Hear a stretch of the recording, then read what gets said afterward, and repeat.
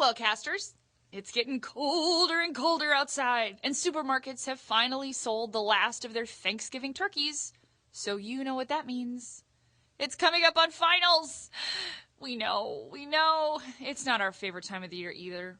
Upcoming tests mean long nights of studying, stress, and probably some nightmares that involve either sleeping through your English exam or walking into class naked.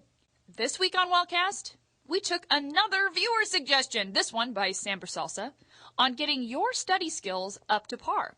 We're not going to make you sit through any statistics or studies today, though. This is just going to be 3 exercises so you can put into practice how to become a better test taker. Are you ready? Okay, pause and print this week's tips on our handy-dandy Wellcast worksheet. Step 1. Ace your essay with the black, red, green method. This exercise comes from the Royal Literary Fund, and it's a great trick to use when you're tackling a difficult essay question. First, make sure you've got 3 colored pens. You guessed it, 1 black, 1 red, and 1 green. You're going to use these 3 pens to underline different parts of the essay question. By the end, everything will be underlined so you won't miss anything important. Let's say this is your essay question. In The Great Gatsby, how does Gatsby represent the American dream of the 1920s?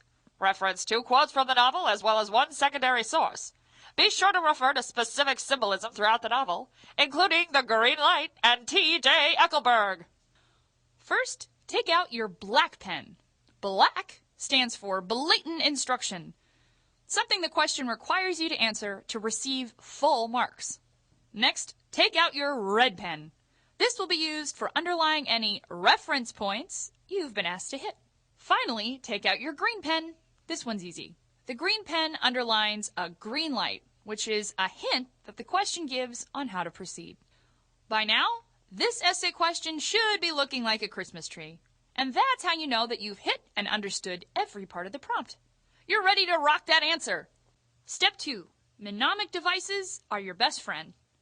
Basically, a mnemonic device turns a long string of information into something short, interesting, and above all, memorable. The best mnemonic devices have one thing in common. They create a striking visual image in your mind.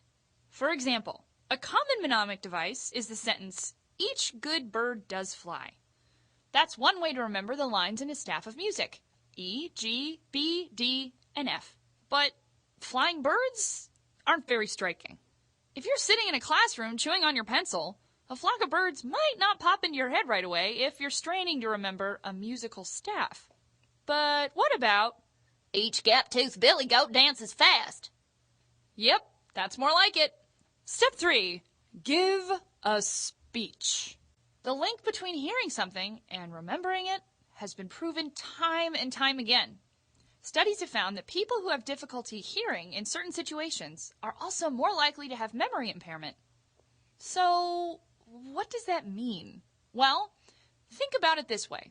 You know your favorite album and how you always know what song's going to come up next?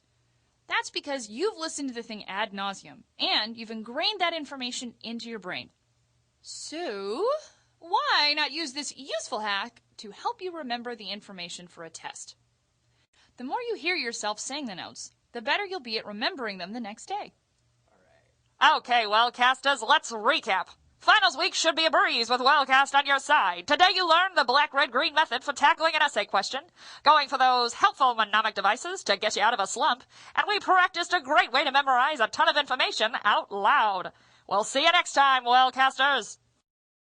Tweet us at WatchWellcast, email us at watchwellcast@gmail.com, or leave a comment down below. We'll see you next time.